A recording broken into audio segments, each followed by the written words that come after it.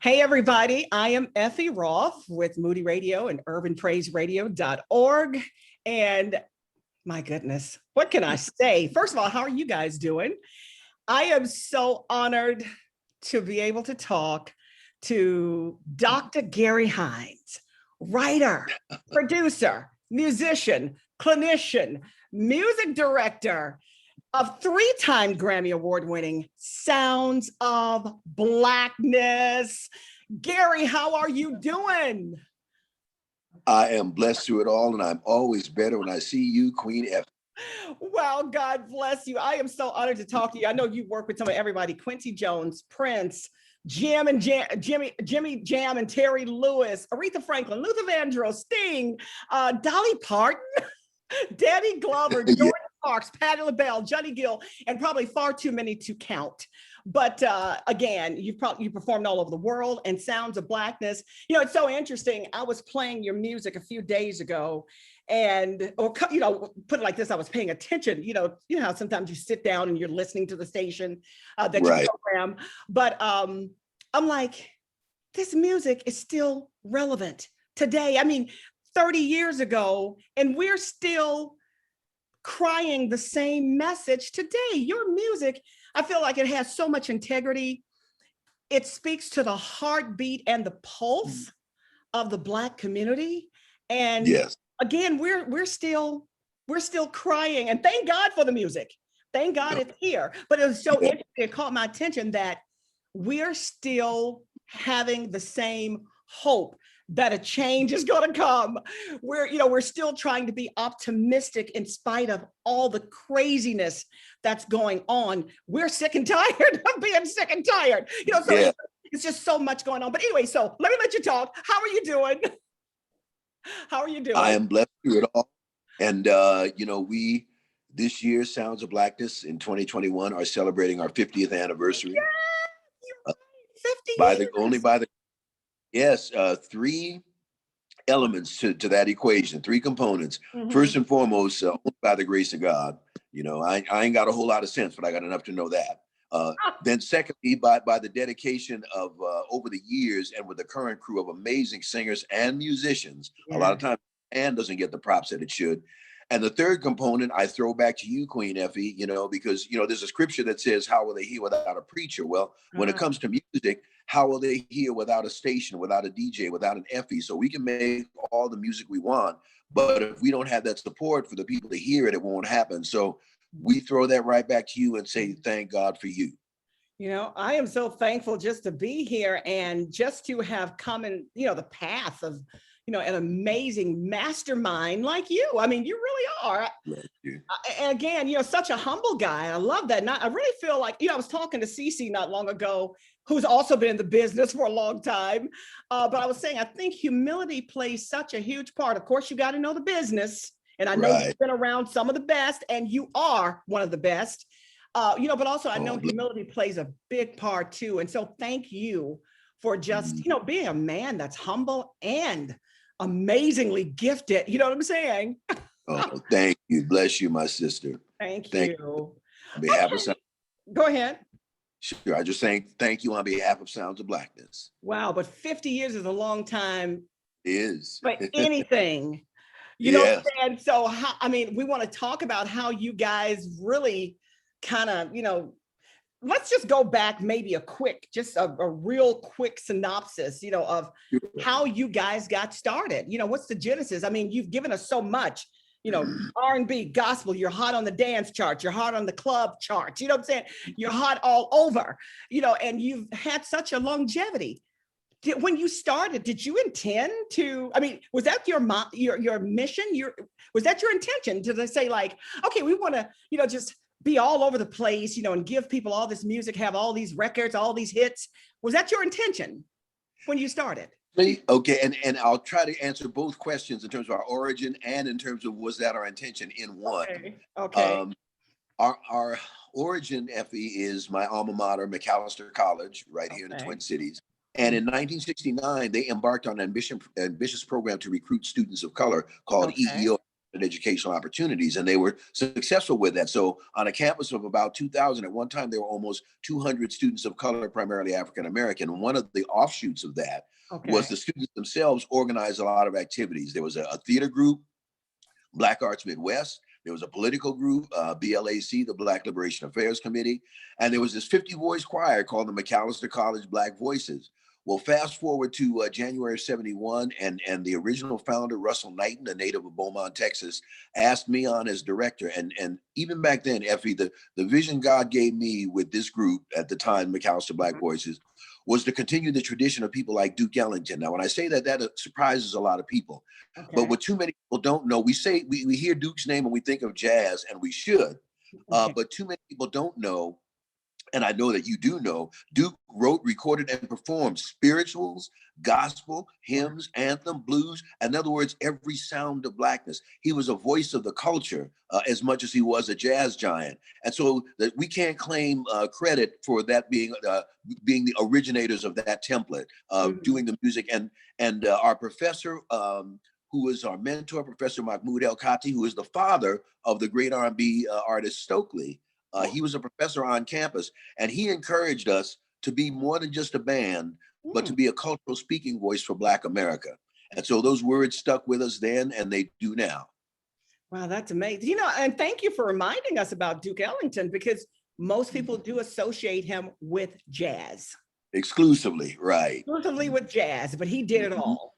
Yes, he did. That's amazing. You know, I have to say this about you, and I'm so glad you listened, you know, because a lot of times people tell you things, but sometimes we don't listen.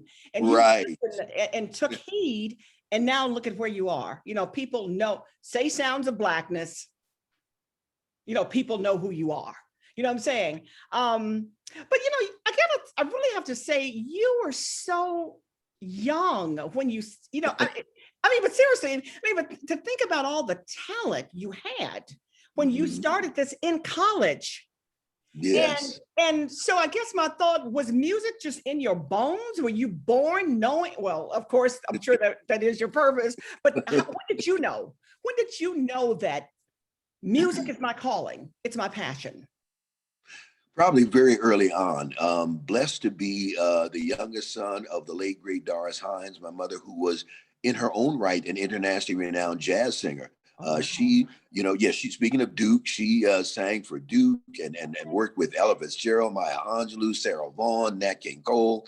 And so I say that to say we grew up, and I'm a native of Yonkers, New York, so shout out to the East Coast. So yeah, we grew up in a household of music, you know. Of course, on Sundays and weekends, you know, it was spirituals and gospel and hymns. But during the week, when mom was practicing her jazz and pop, we would hear the music of Nat King Cole and just all that variety of music. So early on, I knew that's what I wanted to do. And, you know, along the way, and even through college, as a sociology major, I thought I was going to do pre-law and all those kind of things. But in my heart of hearts, Effie, I knew I wanted music to be it. And for the first 10 years after college, my first conventional employment was with the Minnesota Department of Human Rights, you know, investigating cases of discrimination. But of course, you know, after the 9 to 5, I would do my music at night kind of thing. And then in 1989, I looked myself in the mirror one morning, Effie, and said, okay, now you claim you got all this faith and you know what you really want to do. So I went into the office that morning and asked for a leave of absence, which wound up turning into a resignation, and pursued music full time. And I'll end the answer by saying this is a look at God situation. So there was a Black supper club, wonderful one here in the Twin Cities called the Riverview that everybody went to. So I went to the Riverview, just treated myself to dinner. Who do I run into but Terri Lewis, who our families have known each other, Jam and Lewis families and Hines family since the 70s or maybe even the 60s. But anyway, I say that to say this: Terri Lewis and Jam have always kept their ear to the ground and in the street and know what's going on in their hood. So Terri comes up to me and he says, "Hey, doctor," him and Jam have always nicknamed me doctor. Okay. So, "Hey, doctor, a little bird told me that you left the state." And I said, "Yeah, T." And I didn't even ask him how I knew that, because like I say, he knows things like that. And so I said, "Yeah, man." He said, "You know what? Give me a call Monday. Let's talk." And they brought me on as a producer at Flight Time. And as they say, the rest is history. They just, so he knew your greatness. He knew your talent. Well, in fact, let me to address what I hear you asking right now, Effie. And my goodness, I am JAB, just another brother, but thank you for the love. But listen, here's what the situation was and still is. It's good that you asked that because a lot of people don't know. Mhm. But Sounds of Blackness and Jam and Lewis, Prince, rest his soul. It's still hard to say that. Yes, I know. We, since the 70s, we have all worked together, performed together. Events like the annual Miss Black Minnesota pageant or the annual Urban League dinner. Okay. Would open up, would lift every voice and maybe do a song or two. And then the dance band after would be either, Prince or the time. So we spent a lot of time backstage over the week. And we worked we went to each other's shows. So when Prince came into his international prominence, and Jam and Lewis came into their international prominence, they did not forget about us either. But a lot of people think, how did they find us? Or did Janet Jackson find it? Because that's a whole nother story. Yeah, that is. Right. It's like, no, we've known each other since the 70s and they just, were true to their word and brought us on board. Wow. So again, what you like you said, you were working, but doing all this stuff, all this musical stuff while you had a 9 to 5. And then you finally left and said, let me step out the boat into the water and go across the, to the shore. Come on, Deaconess. Say what? I say, come on, Deaconess. So which is what you, wow, but it's now that's wonderful. It's so great to know that they didn't forget you, but I guess how could they? Because you were making, you were making noise, you know what I'm saying? Good noise. Wow. So again, talent just all in your bones, man. Talent in your bones. How was it? I mean, because again, you guys been together 50 years, worked with Jim and Terri for about 30. How was it collaborating with them? And tell me, like, what did you take away that you still use today? Great questions as always, Queen Effie. The collaboration was a natural because what they did, Sounds of Blackness, our stage concerts and productions have always been kind of theatrically themed. So we had a production called Evolution of Gospel, which, as you know, was the name of our first. And Jam and Lewis and Prince, they would come to the shows. And so they knew everything we did. We do a Motown tribute called Soul of the 60s, where we do vignettes of the different groups and so forth. We do a civil rights show called Music for Martin, where we do a of, Ain't Gonna Let Nobody Turn Me Around and Oh Freedom. So I say that to say, Effie, they were already familiar with our repertoire. And the name of our second CD is the name of one of our other productions, which I know you'll recognize this name, Africa to America. Yes, and yes. Jam and Lewis simply incorporated what they already knew about us and what we did as Sounds of Blackness. And then, of course, brought their production expertise and brilliance to the party. Wow. Yeah. So I still have to ask you, all these productions, all these plays and stuff, whose idea was this? Well, I'll answer it this way. The great songwriter, country artist, Chet Atkins was once asked how he was such a great songwriter. And his answer to that is my answer to you. His answer was, there are no songwriters, all music is given. And so it's been given to me, and that's how I look at it. But I mean, again, still looking, that has to be attributed to your brilliance, you know what I'm saying, to your leadership. Again, you so talented, singing all over the place, still thinking about how can we continuously expand, you know what I'm saying, what we have and what God has given us. So you have plays and productions and Christmas plays and, all the, I mean, it's almost like, how do you even have time for it? I guess that was just your life. That was you guys' life. That was your life. It was then, and it is now. And which is why even at my still at this age, I'm still single. My mom, rest her soul, used to say, son, you are married to your music. Which is a strength and a weakness. But yeah, definitely my life, and really, it's a life's work for the Sounds of Blackness members as well. My goodness. Now you guys have kind of changed over the years. I mean, because Ann Nesby, love Ann. Oh my goodness, she's my Yes. girl. But of course, Yes, now she you did. have her daughter. Yes. And of course, Big Jim, who went on Yeah. to be with the Lord. Yes. So how have you guys evolved and stayed fresh and, just continue to maintain with greatness?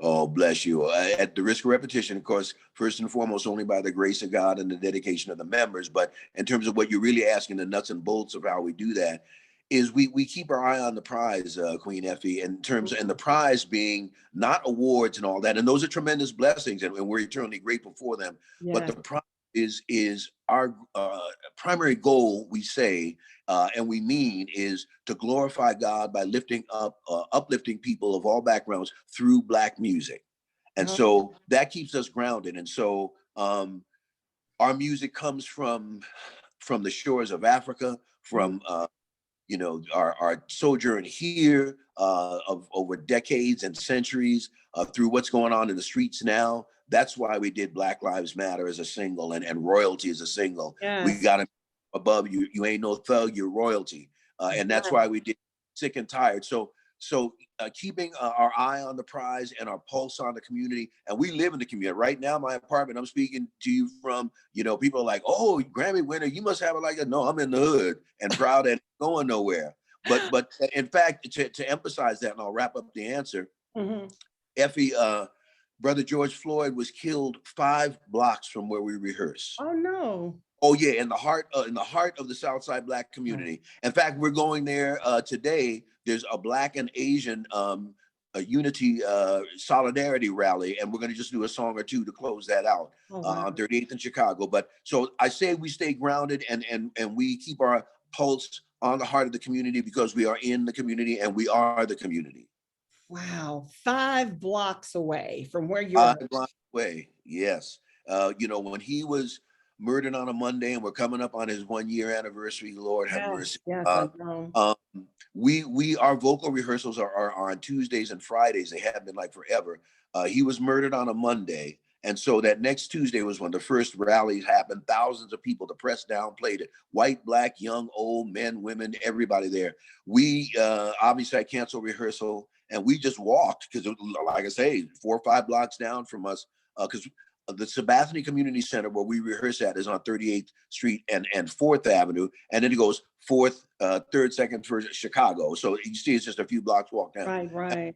To be there, not even so much as Sounds of Blackness, but just as individuals, as human beings, with this travesty that's happened to our people in different forms for 400 years in one way or another, because that was really a lynching is what it was. And so that's how, and long answer to your question, but that's how and why we can keep our ear and eye and heartbeat and pulse in the heart of the community, because we're in the heart of the community.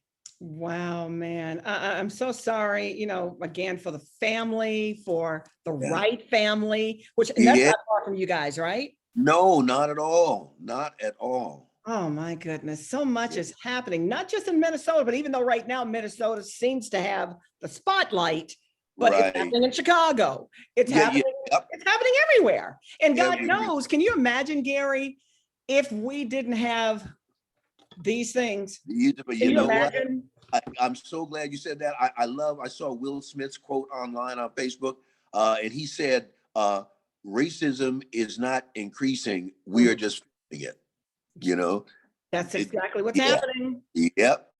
I mean, my heart just goes out sometimes when I think about how many go unnoticed, how many we never know about. Yeah. And not just now, but like you said, really, since we've been here. That's I don't right. even want to think about we don't even want to go back, even though now I know it's blatant, folk are blatant. And I know I have police in my family. And I know some of them have a hard time. Yep, as do I. Yeah, I mean, I know it's not easy, because you got some people out here who don't respect life. They just don't. I don't know what's happening with, kids nowadays. I mean, and you got all colors, Black, white, brown, everybody. Sometimes they just don't respect life. They don't respect theirs. So so they certainly don't care about yours. So I know they have a hard time. And I pray. I saw a police in my building, one of my neighbors, and he was with, I guess, one of his coworkers. And I just let them know. I said, I'm praying for you guys. Just know that we're praying for you. Yeah. He turned around and thanked me, because I know they're scared. I know it's hard. But at the same time, you got some who, I don't know. I feel like, I don't know who I saw say this. If you're that afraid, if you're that scared, maybe that's something you don't need to be doing. Right. Exactly. Yep. Oh my goodness. Did anybody know? Did you guys kind of know George or ever saw him in the neighborhood or any of the? I did not know him well, but yes, I did know the brother. In fact, he worked out at the gym, the same gym that I work out at. Okay, I want to talk about your working out, brother, because it's like you are still Mr. Muscles. Oh, my bless. Goodness. And you can tell he was too. Yeah, you sound like our good buddy L. Stanley Davis calls me. L. Stanley? Oh, who doesn't know L. Stanley? Professor L. Stanley Davis. The one and only, right? But yeah, I'm like, you still got the muscles, man. Oh, but that makes sense. You guys worked out at the same gym. Yeah, same gym. And he did some security work for Jamisi. You mentioned Jamisi a moment ago, Ann's daughter. Right. So yeah, there was, I can't say I knew him well, but yes, there was a direct association.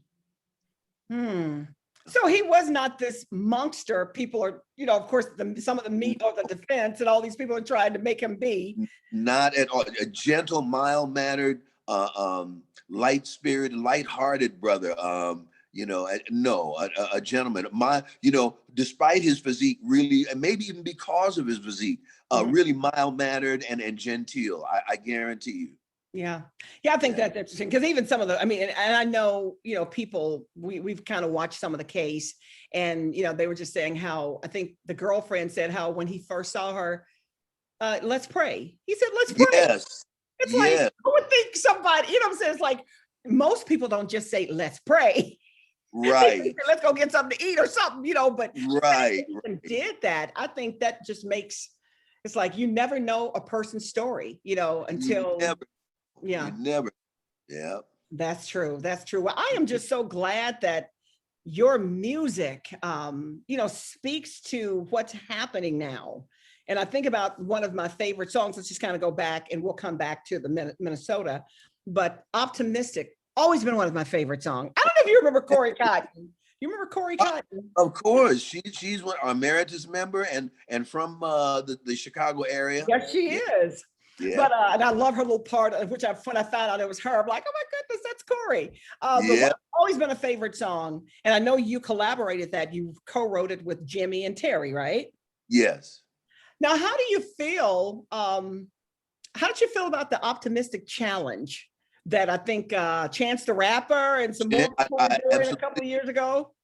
Yes, and it went viral, and we absolutely loved it. And we also loved the Optimistic remake by Common and Robert Glasper and Brandy. And the instrumental remake, I can't think of the jazz music. So all of that, we appreciate. And you know what's so wild, Effie? Optimistic is the final song that we recorded for Evolution of Gospel. I'll never forget, we had recorded like, oh my God, 12, 13 songs. And Jam and Lewis called me into their office late one night. Well, we were always there late. And said, Doc, I think we got a really great project here, but we want to do one more that's going to be a classic, that's going to stand the test of time, and that people can relate to universally. And the word optimistic keeps ruminating. And I'll never forget, we were sitting, I think it was in Jam's office. Their offices were adjacent to each other. Okay. And we started in and brought the group in the next night or 2 nights after that, and it was just a magic session. But mission accomplished in terms of Optimistic being a classic. Classic. So you're telling me it only took you how long to write that song? Seems like it didn't take long at all. Jam and Lewis had been working on the track, and they had the idea of Optimistic, and we worked on lyrics probably for just a night or two, kind of thing. Yeah. Brilliance. What can you say? It's a God thing. Wow. Do you still keep in touch with them?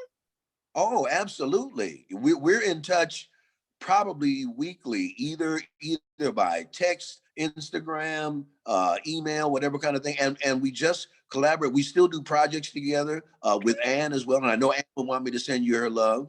Tell her I said hi. Oh my goodness. Yeah, I promise I will. Thank you. and we just a few months ago, a project, Jam and Lewis are doing a track for our brother Anderson Paak, and Mm. so he had us do group vocals on that.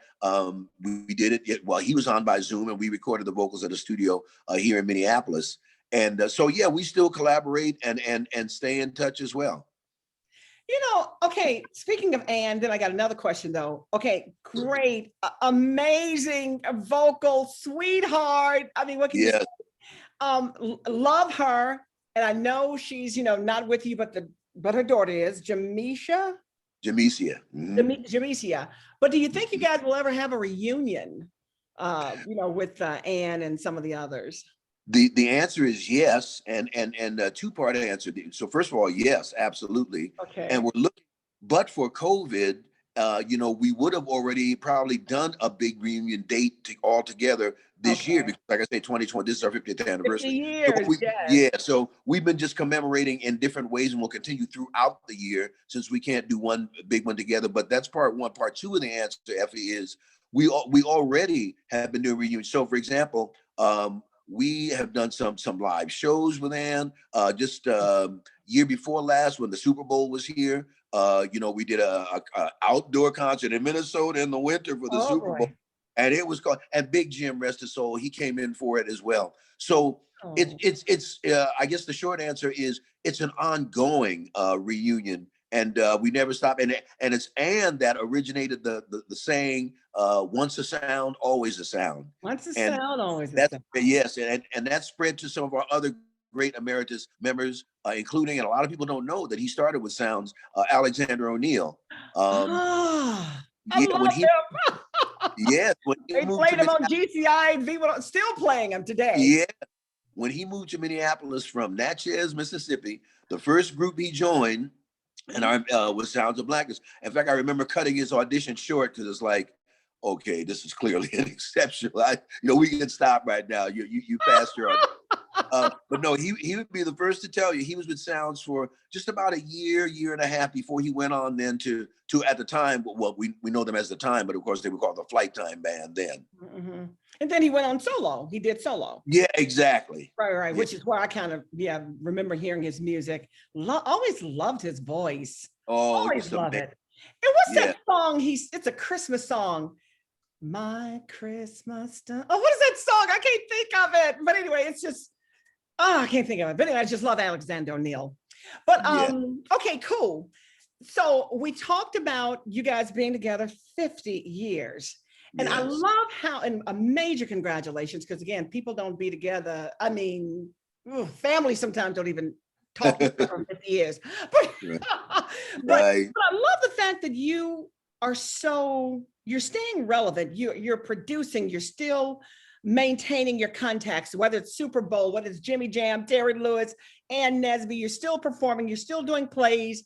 Yeah. Would you talk to maybe some of the younger groups, or, that, and maybe what tip would you give them for longevity? And in terms of also those streams of income, maybe you're not doing it for a stream of income. You may be doing it because, again, just expanding, what God has given you. I love what Miles Monroe said. I don't know if you remember him, but of course. Yeah, but he used to say, die empty, and use everything you've got. And to me, that's what you guys are doing. So what advice would you give to younger artists, or even just groups that's been around for a while, to basically expand their ministry and to do all those different platforms like you guys have been doing for years? Okay, well, and thank you for that love, Queen Effie. I would give them some P words to remember. Okay. First, prayer. Okay. Music is a spiritual entity, reality. It's a spiritual realm. Whether or not even you're a person of faith, it's still a spirit in the spiritual realm. So we're not so much human beings having a spiritual experience. We are spiritual beings having a human experience. Yeah. And so for you, if you're not a person of faith, and I'm not mad at you if you're not, at least you want to meditate and get into the center of your spirit. And so, because that's where your music is going to come from, whatever it is, whether or not you're aware of it. So prayer, first of all, then perseverance. A great football coach once said, the ultimate measure of excellence is consistency. Anybody can be good for a day, but so you have to persevere with this. And the other thing I would say is to practice. Practice your craft every day, whether it's singing, piano, guitar, songwriting. Practice your craft every day. So prayer, persistence, perseverance, and the other one is this. And there's more P's, but I'll cut it off with perspiration. This is about work. You know, work ethic, you know. Yes. So Sounds of Blackness, you know, we still do our everybody does individual daily practice, but we do our group rehearsals Tuesdays, Fridays, whether or not a performance is pending or not, because you have to stay on top of your craft and to always aim to improve, because there is no such thing as maintenance. Either you're going down or you're going up. So always strive to improve. I believe that. Those are some great peas. I love it. Look, you can eat on those for a lifetime, man. So prayer, perseverance, practice, and perspiration. Yep. So you gotta work. Yes. You know, the late Johnny Coleman said, "It works if you work it." There you go. That's it. Now, how many members do you have now? We have, our grand total is 30, Effie. We have a grand total of 20 singers and a 10-piece orchestra. So 30 total. What most of the world sees probably most of the time is our touring group of 16 with 9 singers and 7 musicians. So that's who does almost all of our traveling, both domestically and internationally, and like TV shows. Sometimes the whole group goes, but more often than not, it's our tour group of 16. Group. Oh, wow. And you are the mastermind behind all of this to keep it running. Oh, bless you. Well, yeah, I like to say, you know, God is the mastermind. I'm just a vessel. Well, you're listening to him and you're being obedient and you're taking heed. So that is, man, that's amazing. But I just love the you know, the discipline that you guys have. You know what I'm saying? And I guess it does, which is that's the perseverance, that's the practice, that's perspiration, you know, the prayer, you know, because you individually, you said you guys have to do it, and then you come together collectively or correct. I love it. I mean, that is certainly a word for so many, because you have so many groups that don't make it, not only because of the, you know, I guess the expense of travel, of all, you know, just being able to, you know, keep up with the group. So a lot of times they go and get small ensembles or just, you know, individuals, they would go solo artists or whatever. But the fact that you guys have maintained, that speaks volumes. It really does. Bless you. Bless you. Well, okay, you know, go ahead. Oh, no, I just said we're committed. Okay. Now, again, you guys are still doing those Christmas plays. The night before Christmas. In fact, yes, we are, is the short answer. And it's interesting you mentioned that, because this past year for 2020, Queen Effie, we did, you know, with COVID restrictions and all that, the theaters, as you know, were closed and all that kind of thing. But there was clamor, especially because we were still, most of the country was on a lockdown then, and people, you know, white, black, men, women, young, old, were going crazy. We were getting flooded with email because people were just so frustrated. And it's like, and all the negative news and Trump and all of that, they were like, we need you guys' Christmas show. We need the reindeer and the stockings and the chitlins. Please somehow do your show. I mean, literally, we were bombarded with. And so, long story short, we did a virtual concert version, not with all the scenes and all of the props and all of that and all the dialogue, but we did basically a concert version, but in costume. So you did see the reindeer, you saw the chitlins, Santa, and Jamesia was Mrs. Claus, as she usually is. So we did all of that, and we found a church that was large enough that we could, you know, of course, be safely distanced. It took a lot of planning, you know, with camera angles and all that to be distanced, but still come off as a show, you know, kind of thing. So yes, we still did. So this was our first concert, virtual version of The Night Before Christmas. We're hoping that we can get back to, for this 50th anniversary of the Sounds this year, a regular full live version. Oh, that'd be great. Yeah, it would. Love to come back to the Regal in Chicago, you know. And we know the only thing is that, the Regal, I don't think it's really up and running right now, but I know you guys came many years. I mean, I think I forgot who bought it. But it's not, as far as I know, it hasn't been in service for a minute. Oh, I thought of the Regal because we, of course, did the Christmas show there. So many shows, so many. Yeah, You guys. oh, yeah, yeah. Oh, well, many, many. Yes. But specifically when we did the Christmas show, the reason it stands out in my mind, Effie, is we were booked for the weekend, and it was such an overwhelming response. We stayed in Chicago for a week and Wow. sold out every night. Yeah, I mean, you know how radical it is to try to add. I mean, it was that overwhelming. So, Chicago loved the reindeer and the chitlins. Yes, and Sounds of Blackness. You guys are just amazing. But Oh, again, I do love the discipline that you have, and did you write that play, or did you come up with the yes, by the grace of God. Again, just I'm a vessel for that. But yes. mastermind? Oh, Mastermind, brilliant. oh, thank you. Like, Look, can I just touch the hem of your shirt? see, now you play too much. It's just good to be around greatness, and again, that's probably why you were attracted, and they were attracted to you, the Princes and the Jimmy Jam, Terri Lewis, Janet Jackson, Elton John, Quincy Jones, because greatness begets greatness. You know what I'm saying?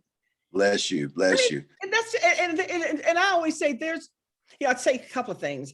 There's no way you can be around somebody who is walking in their gift, who is just really walking in their calling and not be elevated. Your thought, your consciousness. There's no way it just makes you want to do better. Does that make sense? Oh, thank you. The great Maya Angelou once said, when you know better, then do better. So you sound like her, but thank you for all of that love. Dark brown as I am, you got me turning red. And then I always say too, sometimes I feel like, a lot of people say, well, where's God? Where's God? God is, I believe he's, we exemplify him, especially when we walk in love.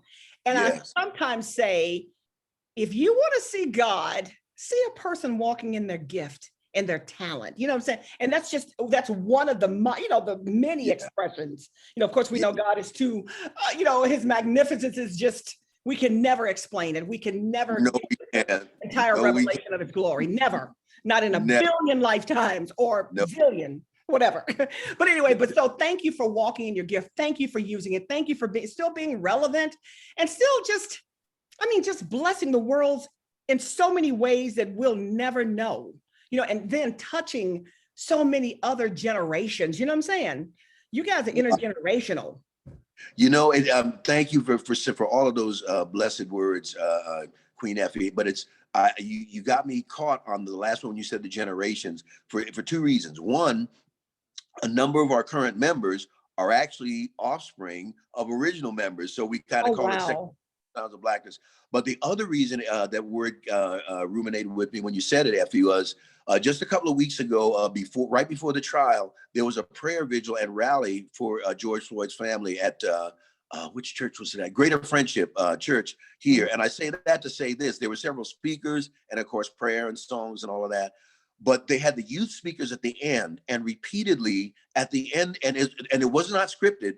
The younger speakers all said, "We are the generation for reparations." Well, guess what song Sounds of Blackness has been working on and recording right now? It's called "Time for Reparations." No. And so, My. See that now? That's just a God thing, Straight up. Yeah. So, and even the theme, I understand, I'm starting to see for Juneteenth this year is reparations. So we hope to be able to release that single around by before Juneteenth as well. But that's all in relation to you saying your issue about generation. Yeah. Man, that's right on time. And I'm sure that's because of prayer, being in pulse, in connection with God, as well as, you're in connection, with the community. And it's just a great, occasion. Man, we can't wait to hear that. Sick and Tired, that video. Yes. Now, if I'm not mistaken, I heard that, because you would think you guys went to some like abandoned town to do that video. But where did you do it?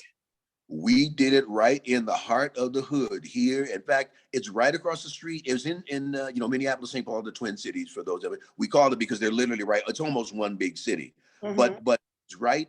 We recorded Sick and Tired, the video. Well, first of all, the audio at HSRA, High School for Recording Arts, who we collaborated on our previous single with students there on royalty. Wow. And we also had students from HSRA on Sick and Tired. But also we shot the video right across the street from High School for Recording Arts in St. Paul, in the St. Paul hood, and people, we got, Effie, we got emails and stuff from really around the world saying, how did you get that set? People, like you say, they thought it was a set. It's like, and they could see still even in the background, some of the smoke smoldering. And we said, no, some people said it looked like a war zone. And we said, you know what? It is a war zone. And so that was right where all the rebellion and unrest happened, or where a lot of it happened. And we wanted, yeah. Go ahead. No, we wanted to authenticity and legitimacy. And so we went right there and filmed where there was still smoke smoldering. It looked like you guys were in some abandoned city. Because I'm like, what? I mean, it's like there was nothing but almost ruins. Yep. And that was you're trying to tell me that was a result of the marches and the riots from George Floyd. Yes, people like young, old, black, white, men, women, Asian, Latina, Native were, outraged, incensed. The tension, as it is now, the tension and the anger was palpable. And I'll tell you a quick story about that too, if I may. Two things. Number one, a lot of people use the term sick and tired. I know you know, but some of your followers may not know. Those are the words of the late, great Fannie Lou Hamer. And she spoke those words in 1964 at the Democratic National Convention. How telling is it that they're almost even more relevant now? She was talking about racism and police brutality and injustice and white supremacy. And she told the world at the Democratic National Convention, I'm sick and tired of being sick and tired. And when we were at the rally, this is a perfect segue back to where we were about 15 minutes ago. When we were at that first night's rally, Queen Effie, I'll never forget this. This teenage white young lady came up. She had a Black Lives Matter sign, and she recognized me from the group. And she said, "Hey, Mr. Sounds of Blackness, I really love you guys. You guys are one of my favorite groups, and I know you're going to do a song about this." And then the next thing she said was so telling. She said, "Please do me a favor. Don't make it a happy song." And I said, "Young lady, I promise you that will not happen." And we got, and we're still getting, we got Effie countless offers to do songs about let's walk through the roses and hold hands. But Ecclesiastes tells us there's a time to embrace and a time to refrain from embracing, a time to get. And so there was so much outrage that we had to do something. God led us in a direction, and immediately the words of Fannie Lou Hamer started just in my mind, sick and tired, sick and tired. And so that's how that was born that night at that first rally. And I came home, I was up half the night, I was working on the song kind of thing. Man, are we sick and tired of it? It's like, when will it end? Maybe that should be another song. When will it end? And I was telling one of the youth, speaking of it ending, you're talking about visionary, Queen Effie.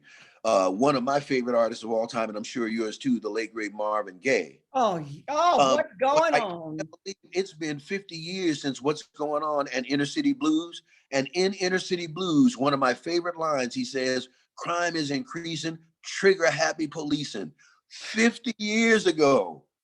So this is not new. So we have to, and this is, I'll stop the answer after this. You asked me about my message to our young artists today.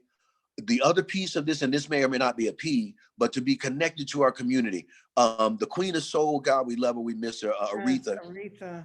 Yes, she had Dr. Feelgood and Rocksteady, but she also had Say It Young in Black. James, the king of, my favorite artist, James Brown, had Cold Sweat, baby, make me break out in a cold sweat. And I ain't mad at you, James. But he always had music about our people and situation. And he had the song that I call the most important, impactful song in our history, Say It Loud, I'm Black and I'm Proud. And so what I tell the artists today is, go ahead and have your party music. Gamble and Huff had a song called Message in Our Music. Sounds of Blackness used to sing it. And one of my favorite lyrics is in that song. It says, understand while you dance. So don't stop your party, don't stop living, but you gotta, with our condition, you gotta speak to the struggle, to the movement, to our people in some of your songs. At least don't let it all be about bling and about party kind of thing. Have some consciousness. So that's what I would tell our artists today. And don't be afraid to do it. Be bold. No. Effie, please forgive me. I'm so glad you say that, because check this out. So, you know, and you know this because this is your profession. You know, artists put out a record, and you know, you always hope for a positive response. Right. And you realize sometimes radio will tell you, yeah, we love it, or you know, we love your group, but we're not really feeling that one. And that, you know, that's a disappointment, but you get over it, move on. With Sick and Tired, you know, when we tested it, and you know the process better than anyone, it was testing off the roof kind of thing. I mean, PD's telling us, you know, we love it. The track is right up to the day. The message is just, you know, but we're afraid of offending people, and you know, sponsors and all that kind. Now, okay, you know, so we didn't get near the airplay with Sick and Tired that it merited, and especially at this time. But you know what? And I, as disappointing as it was, I understand, even though it's hard to understand, but I do. But what was really harder to understand is that some of those same programmers, Effie, that had no problem worrying about offending people by playing WAP. Okay, and I won't say it. Okay. You know, and I love Cardi B, but so you're not afraid of offending people with that, but you're afraid of offending people with the words of Fannie Lou Hamer. It's like, really? So and then some of the other lyrics, Gary. Think about some of the lyrics that we hear on the radio. Exactly. It's like you go, oh my God, what they just? I mean, you know, if you happen to scan or listen, and you know the radio or something, you say, what did I just hear? Right. Yeah. So you're right. I mean, they play all kinds of stuff. All kinds stuff that matters. Yeah. Well, hopefully, and you know, and they may do the same thing with Time for Reparations, but we're gonna sing it anyway. Yeah, you got to. So you're being true to what, I mean, really, you're calling. I mean, true to. And I love this because I was intending to ask you, and I know we're going to wrap it up, but I was intending to ask you earlier, even when you started, it seems like you're answering it now. You know, I was wondering, were you ever afraid that people wouldn't receive what you guys were going to do? You know, because you were like the voice of the Black community. You know, I was wondering, were you afraid that they may not understand, you know, your music? Concerned, but not afraid, just to make the distinction. Okay. And here I got to give a big props to Jam and Lewis, Queen Effie, because, you know, at the time, you know, and as #1 pop artist producers in the world, and, you know, they were under Polygram distribution, which at the time was the #1 distributor. I know you know that, just for the benefit of your followers and listeners. And Anthem Records, and Jam and Lewis were working with Human League and Janet and Michael and George Michael, and so I'm sure Polygram, when they gave them their label deal, expected them to lure those artists over to their label and get them under their wing. Well, what did Lewis do? They say our first artist is Sounds of Blackness. And they were like, Sounds of who? Sounds of what? And how many of them are there?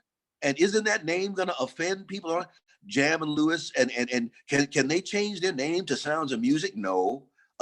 Can they just do one style? Can they just do gospel or just do R&B? We don't know how to market them. No, because then they wouldn't be Sounds of Blackness. So big props to Jam and Lewis. And the first thing they told me when they signed us, Effie, was, Doc, we want to present sounds to the world just the way you are. Don't change, which, as you know, that's the exact opposite of what the industry usually tells new artists. You know, they want you to mold and be, you know, be the next Beyonce or be the next whoever kind of thing. So huge props to Jam and Lewis for staying true. I mean, and allowing you to stay true to who you are. Well, honey, it has worked, and it's still working. That is the main thing. It's still working. You're still sounding great. It is just amazing. We're still playing this music. I mean, which is so great, so relevant, so timely. I mean, that's what you call a classic. They're classics.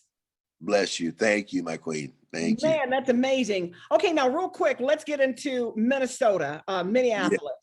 I know you guys are doing, you said you have a march or you're going to be singing tonight at a rally or a prayer visual tonight? Yeah, just a couple of hours, yes. Okay, and I'm gonna let you go. But are you guys, how is the climate there? I mean, we see on the news, but how is the climate in Minneapolis? Because I think what we're seeing a lot of is in Brooklyn Center. But yes, and really Brooklyn Center, just so your listeners understand, Brooklyn Center is Minneapolis. It's just really the north side of Minneapolis. It is a suburb unto itself, but I mean, it's like right there. So you're kind of still all together. Yeah, in fact, so where brother Dante was killed is, they kept saying it's like maybe 10 minutes from where brother Floyd was killed. So that's how close it is. Wow. But to answer your question, Effie, in terms of the climate, the zeitgeist here, that's a word from the German language, zeitgeist, the mood of the times, and I love that word. Okay. It's, you know what, we've reopened. This has reopened the wounds of George Floyd, that all that anger, all that outrage, all that anxiety and apprehension. Tomorrow is closing arguments. I know. Yeah. So and then the jury goes into deliberation and all that kind of thing. So to say that Minneapolis is on edge would be an understatement.